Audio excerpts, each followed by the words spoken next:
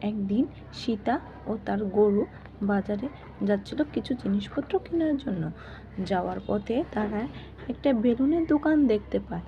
বেলুনের দোকানে ছিল গরজিলা, ডাইনোসর, জেব্রা। তারা সবাই মিলে খুব কথা বলছে এবং সেখানে তার গরু আর সে যাচ্ছে। যে গরজিলাকে বলল, ভাইয়া বেলুনটা কত করে? তখন গরজিলা বলল, কোনটা নিবে তুমি? প্রতিটা বেলুনের দাম আলাদা আলাদা।